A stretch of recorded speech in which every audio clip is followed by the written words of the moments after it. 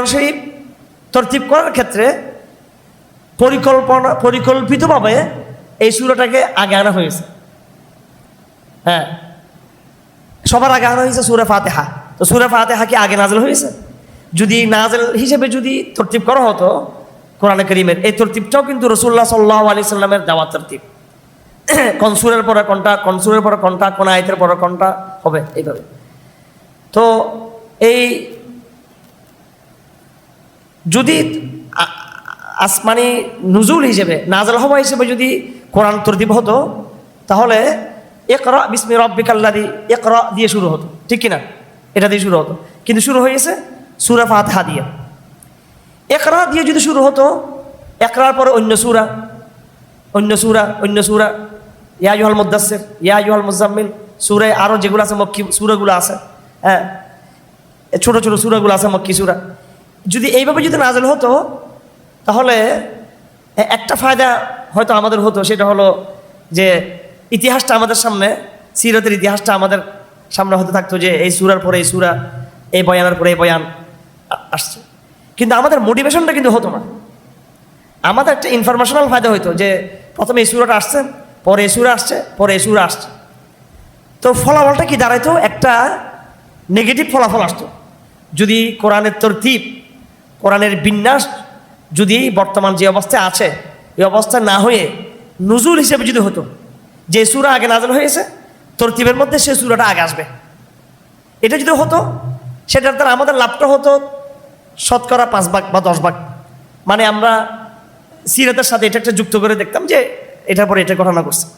কিন্তু ইসলাম হচ্ছে জীবন বিধান, সিরত যা হওয়ার হয়ে গেছে, এটা সিরতের ধারাবাহিকতা 23 বছর বহুত কিছু একের পর একের পর হয়ে গেছে, সেটা ওখানকার বাস্তবতা। এখন মুসলিম উম্মাহকে সামগ্রিক ইসলামটাকে লালন করতে হবে। ফর মোটিভেশনের জন্য আপনার তরতিবটা কিন্তু এমন করতে হবে যেটার দ্বারাই প্রথমে যেন আমরা কিছু মেসেজ পেয়ে যাই, বার্তা পেয়ে যাই। এখন যদি আগে মক্কি সূরাগুলো আসতো, এগুলার তর্জমা, এগুলার অনুবাদ, এগুলার বাক্যের কাঠিন্য, শব্দের কাঠিন্য, এবং তৌহিদবাদী ইসলাম ভার্সেস শিরিক, ইসলাম ভার্সেস শিরিক, তৌহিদ ভার্সেস শিরিক এবং ইমান ভার্সেস কুফরের এই একবার আক্ষরিক আলোচনাগুলো বেশি আসছে কোনে। এই আলোচনাগুলো করতে করতে আমরা আমাদের মূল এই যে মোটিভেশনটা, একজন মুমিন হিসেবে আমাদের কি কি জানার দরকার, একজন মুমিন হিসেবে প্রথম কি বিষয়টা আমার মাইন্ড সেট আপে আসার দরকার, একজন ইমানদার, একজন মুসলিম হিসেবে। একজন মুসলিম মানে সে একটা সভ্যতার বিনির্মাণকারী। খুব ধারাবাহিক আমার কথাগুলো শোনার চেষ্টা করবেন। একজন মুসলিম মানে তার পিছনের 1000 বছরের সভ্যতার বিনাশ সাধন করে আল্লাহ পাক একটা নতুন রিলিজন, নতুন একজন বিশ্বনবী, একজন বিশ্ব নেতা, একটা নতুন সভ্যতা, একটা নতুন ফিকরা, একটা নতুন জীবন ব্যবস্থা দিয়ে আমাকে পাঠিয়েছে। তার মোটিভেশনটা হাই প্রোফাইল, হাই কোয়ালিফাইড একটা মোটিভেশন দিয়ে তাকে শুরু করতে হবে। তাকে ইহদিনাস সিরাতাল মুস্তাকিম সিরাতাল লাযিনা আনআমতা আলাইহিম গায়রিল মাগদুবি আলাইহিম ওয়ালাদ দাল্লিন। এটা মোটিভেশন, এটা সাধারণ কথা না। এটা আপনি কখনো শুধু ইকরা বা অন্যান্য যে ধারাবাহিক সূরাগুলো আছে মক্কার, এই সূরাগুলোর মধ্যে আপনি ওইভাবে সেটা পাবেন না। সেটা তো একজন মুমিন প্রথম সূরা ফাতিহার মাধ্যমে সে তার একটা বার্তা পায়। তৌহিদের বার্তা তো অবশ্যই পাচ্ছে, তৌহিদের বার্তা, আল্লাহ পাকের সিফাতের বার্তা, মানুষের দায়িত্ব, ইবাদত, এগুলো। এরপরে মৌলিক যে বার্তাটা পাচ্ছে সূরা ফাতিহার মধ্যে, সেটা হলো তুলনামূলক ধর্মতাত্ত্বিক বিষয়। কারণ ইসলাম দুনিয়াতে কেন আসছে? হযরত মুসা ইসলাম আসার পরে, এত বড় একজন নবী আসার পরে আবার আরেকজন নবী আসলো কি জন্য? 2000 বছর, 1500 বছর, 2500 বছরের একটা সভ্যতা, ইসলামের সভ্যতা, তাও কিন্তু বনি ইসরাইল ধর্ম তো ইসলাম ছিল, তাওরাত তো ইসলামের। এবং ওই আল্লাহ তো এখনো, ওই আল্লাহ তো যিনি কোরআন নাযিল করেছেন তিনি তাওরাতকে পাঠিয়েছেন। আবার নতুন করে কেন তিনি কোরআনকে পাঠালেন? এগুলো কিন্তু মৌলিক বিষয়, কিন্তু এগুলো আগে বুঝতে হবে। এই বিষয়গুলো মুসা ইসলামের মতো নবী আসার পরে ধারাবাহিকতা 1000 নবী আসলো, ওনার পরে ঈসা ইসলামের মতো একজন নবী আসার পরে, ইনজিলের মতো, তাওরাতের মতো বই আসার পরে একটা সভ্যতার ইতিহাস আছে, একটা বাইতুল মুকাদ্দাসের মতো একটা এই রাজধানী আছে, একটা ঘটনা তো ঘটছে পৃথিবীতে অনেক কিছু। এরপরে মুসলমানদের আসার বিষয়টা একটা ব্যতিক্রম, এবং এটা অতীতের কিছু ভুলকে সংশোধন করার জন্য আল্লাহ মুসলমানদেরকে পাঠিয়েছেন, এবং একটা চূড়ান্ত মানব সভ্যতার দায়িত্ব বুঝিয়ে দেওয়ার জন্য মুসলমানদেরকে পাঠিয়েছেন।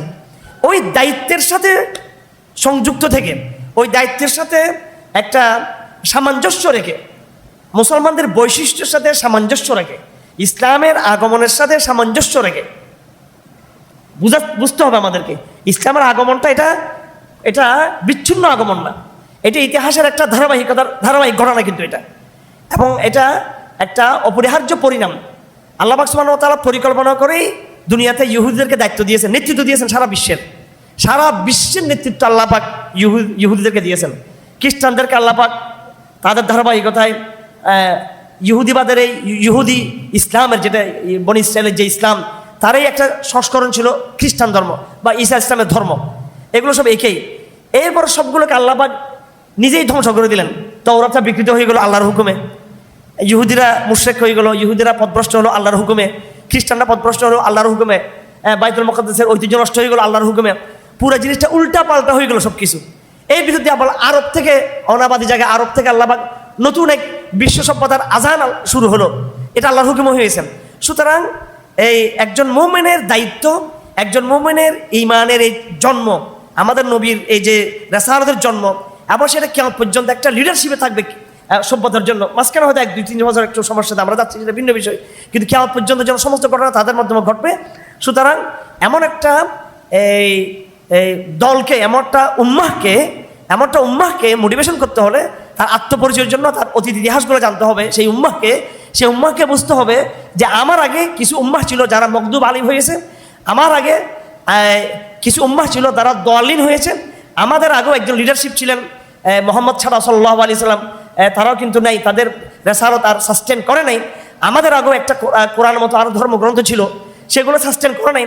এগুলো সবগুলোর ধ্বংসস্তূপের ভিতর দিয়ে আমাদের আগমন ঘটেছে। সুতরাং কী কী কারণে তারা ধ্বংস হলো, কী কী কারণে তারা ড্রিল হলো, কী কী কারণে তারা নেতৃত্বের জায়গা থেকে ছুটে গেল, এবং আমাদের কাজ কি, এইসব বিষয়গুলো একটার সাথে একটা আঙ্গাঙ্গিভাবে কিন্তু যুক্ত এখানে।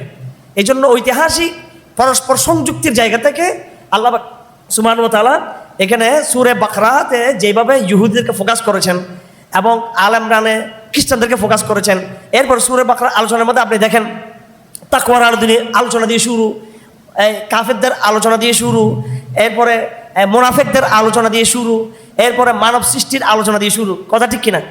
এই পর্যন্ত, আজকে পর্যন্ত সূরা বাকরার 30 নম্বর আয়াত পর্যন্ত আমরা 3 থেকে 4টা জিনিস আমরা পাচ্ছি এখানে। আল মুত্তাকিনরা কারা? আল মুত্তাকুন এটা দিয়ে শুরু, আলিফ লাম মিম যালিকা কিতাব লা রাইবা ফি হুদাল লিল মুত্তাকিন এটা দিয়ে শুরু। এরপরে কাফেরদের কথা, ইন্নাল্লাযীনা কাফারু, কাফেরদের কথা 2 নম্বরে। 3 নম্বরে ওয়া মিনান নাস মান ইয়াকুলু আমান্না বিল্লাহ, মুনাফিকদের কথা দিয়ে শুরু হলো। হ্যাঁ, এরপর আল্লাহ পাক সুবহানাহু ওয়া তাআলার সৃষ্টিতাত্ত্বিক আলোচনা 4 নম্বরে, ইয়া আইয়ুহান নাস উবুদু রাব্বাকুম আল্লাযী খালাকাকুম, সৃষ্টিতাত্ত্বিক আলোচনা, মানুষের জিম্মাদারি এবং মানুষের যে পরিচয়, আবদিয়তের যে পরিচয়, এই জায়গাটা আসলো। এরপরে আরও চূড়ান্তভাবে ঐতিহাসিকভাবে অরিজিন অফ ম্যান, মানুষের উৎপত্তি যেটা ডারউইন যেটা বলতে চেয়েছিল, হ্যাঁ, origin of species, origin of man, প্রজাতির উৎপত্তি, মানুষের উৎপত্তি। এই জায়গার মধ্যে আল্লাহ ভাই একবার আমাদের মানব জাতির উৎপত্তি জায়গাটা বললেন, যেটা আমি আজকে বললাম, ওয়াইদ ক্বালা রাব্বুকা লিল মালায়েকা ইন্নী জাইলুন ফিল আরদি খলিফা। এই 4-5টা বিষয় আলোচনা করার পরে এই 39টা আয়াতের মধ্যে এই মৌলিক বিষয়গুলো আল্লাহ পাক আলোচনা করলেন। মুত্তাকিদের আলোচনা, কাফেরদের আলোচনা, মুনাফিকদের আলোচনা, এবং মানুষের জিম্মাদারি, দায়িত্ব, আবদিয়তের আলোচনা। এরপর সৃষ্টিতাত্ত্বিক, হ্যাঁ, বায়োলজিক আলোচনা, যেটাকে নাউজুবিল্লাহ বিবর্তনবাদে ভুল দিকে নিয়ে গেছে, মানুষের উৎপত্তিগত আলোচনা। এই 39টা আয়াতের মধ্যে এগুলো শেষ করে এরপরে আল্লাহ পাক সুবহানাহু ওয়া তাআলা এই বিশাল এক আলোচনা শুরু করলেন। কাদেরকে নিয়ে? ইহুদিদেরকে নিয়ে, হ্যাঁ, যেটা সূরা বাকরার মূল বিষয়।